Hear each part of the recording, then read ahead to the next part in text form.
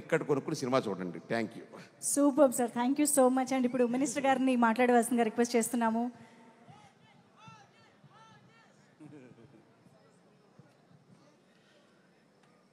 స్థానిక పార్లమెంట్ సభ్యులు పుట్టా మహేష్ గారు, అదేవిధంగా స్థానిక శాసనసభ్యులు మిత్రులు రాధాకృష్ణయ్య గారు, అదేవిధంగా అంబికా కృష్ణ గారు, ఇంకా ఈ సినిమాలో నటించినటువంటి 50 మంది తారాగణం, ముఖ్యంగా 3 హీరోలు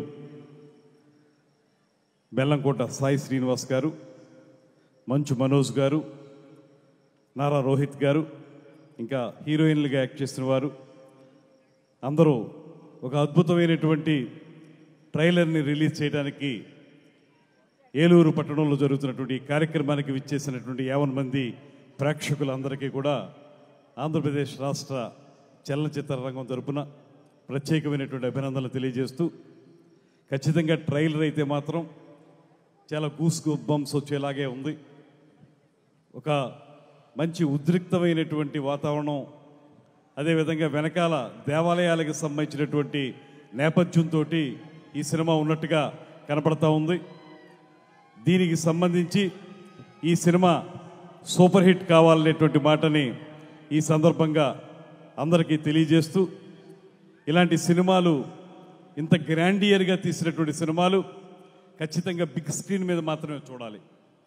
దయచేసి ఎవరు కూడా ఈ సినిమాల్ని ఓటీటీలో చూద్దాం లేకపోతే టీవీలో చూద్దాం అనే కంటే కూడా థియేటర్కి వెళ్ళి చూస్తే రాష్ట్రాభివృద్ధి కూడా ఒక ఆర్థికపరమైనటువంటి అభివృద్ధి జరుగుతుందనేటువంటి మాటను కూడా మనవి చేస్తున్నాను.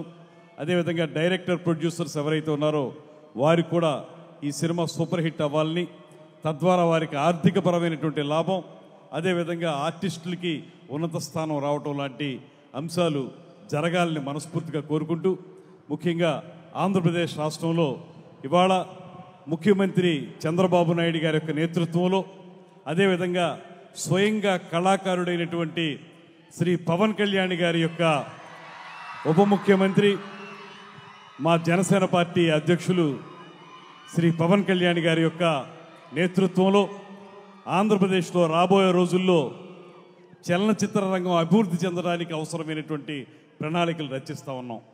మనకు తెలుసు ఇవాళ విభజిత ఆంధ్రప్రదేశ్లో అద్భుతమైనటువంటి అందాలు ఉన్నాయి.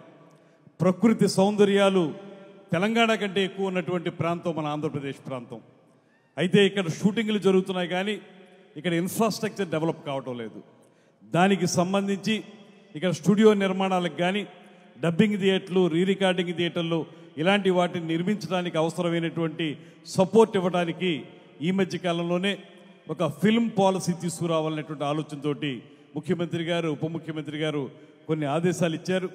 వాటిని అమలు చేయడం ద్వారా రాబోయే రోజుల్లో ప్రకృతి అందాలకి నెలవైనటువంటి ఆంధ్రప్రదేశ్లో 100% చలనచిత్ర పరిశ్రమ అభివృద్ధి చెందాలనేటువంటి మాటతోటి మేము కొన్ని కార్యక్రమాలను చేపట్టబోతున్నాం.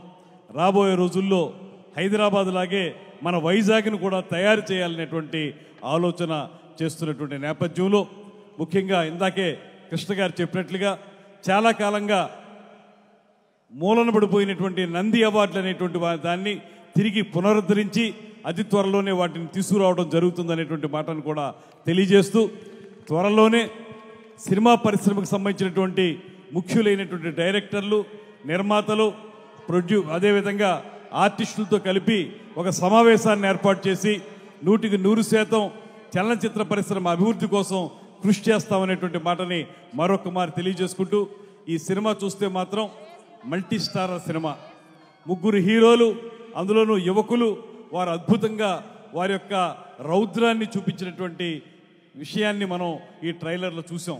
వారందరూ మంచి హావభావాలు ప్రకటించారు. ఈ సినిమా ఖచ్చితంగా విజయం సాధిస్తుందనేటువంటి నమ్మకం నాకు అనిపించింది ట్రైలర్ చూసినప్పుడు.